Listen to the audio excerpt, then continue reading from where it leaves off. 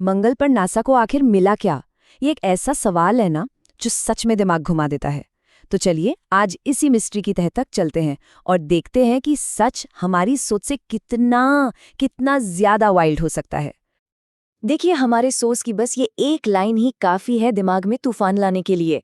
जब नासा ने मार्स पर ये चीज ढूंढी तो सब शॉक्ड रह गए। शॉक्ड? जरा सोचिए, नासा के वो वैज्ञानिक जो रोज स्पेस के अजूबे देखते हैं, वो किस बात से इतने हैरान हो सकते हैं? आखिर ऐसा क्या मिल गया भाई जो पूरी दुनिया को हिलाकर रख दे? तो चलो थोड़ा दिमाग दौड़ाते हैं मिलकर। आखिर ये चीज हो क्या सकती है? किसी एलियन का टूटा फूटा स्पेसशिप, या फिर हजारों साल पुराने किसी मार्शियन शहर का कोई नक्शा? दिमाग में न जाने क्या क्या आ रहा होगा, है ना? ओके, रुको। किसी भी वाइल्ड थ्योरी पे जंप करने से पहले ना एक अच्छे जासूस की तरह पहले फैक्ट्स चेक करने पड़ते हैं। तो चलिए सबसे पहले ये देखते हैं कि हम आज तक मार्स के बारे में असल में जानते क्या हैं। ऑलराइट, तो ये है मार्स का प्रोफाइल। उसे लाल ग्रह कहते हैं, ठीक है। एटमॉस्फेयर बहुत पतला है, पृथ्वी की तरह ही बर्फ की चोटियां भी हैं। और हाँ, सबसे इंटरेस्टिंग पार्ट, यहाँ कभी नदियां बहती थीं, इसके सबूत हैं। तापमान तो खैर बहुत ही ज्यादा ठंडा है। तो ये है हमारे पास सुराग। अब इन्हीं के बेसिस पर अपनी इन्वेस्टिगेशन आगे बढ़ाते हैं।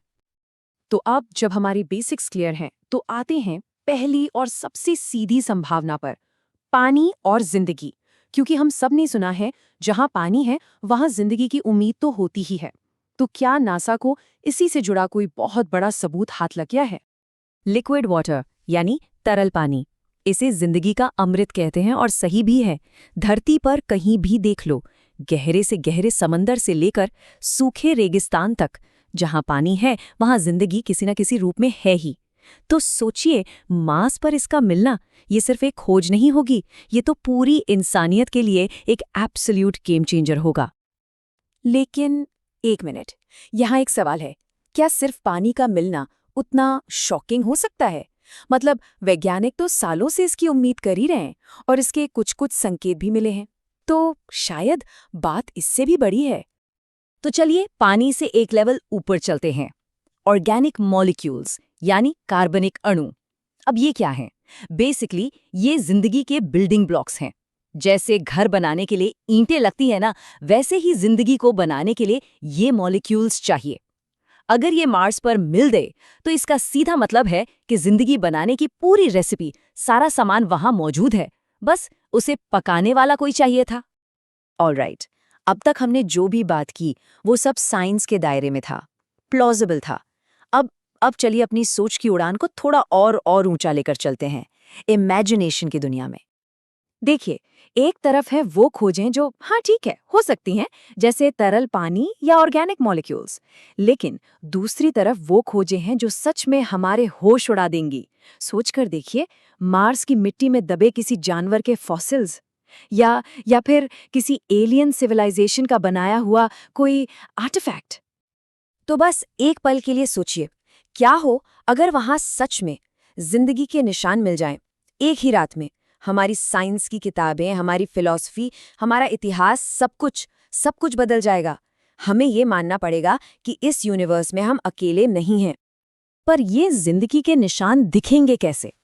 हो सकता है ये चट्टानों में दबे करोड़ों साल पुराने माइक्रोस्कोपिक फॉसिल्स हों, या शायद किसी पुराने शहर के खंडहर, या फिर जो सबसे वाइल्ड थ्योरी है, टेक्नोलॉजी का कोई ऐसा टुकड़ा जो इंसानों ने बनाया ही नहीं।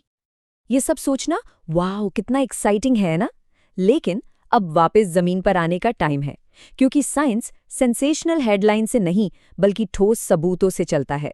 तो चलिए समझते हैं कि ऐसी किसी खोज का असली मतलब क्या होता है।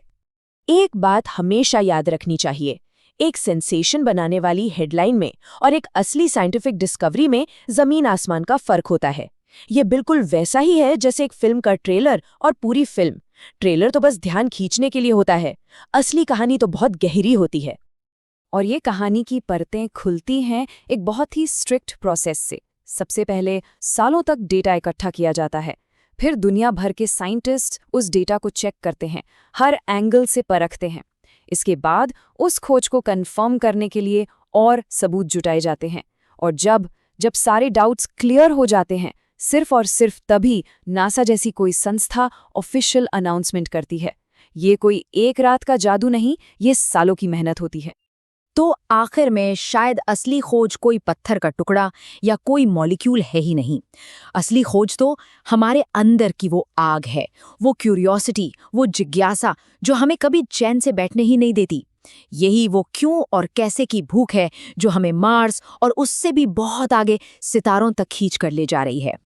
तो असली सवाल ये नहीं है कि नासा को क्या मिला। असली सवाल तो ये है कि हम इंसान ये खोजना बंद कब करेंगे। और इसका जवाब है शायद कभी नहीं। और सच कहूं तो इंसान होने की यही तो सबसे खूबसूरत बात है।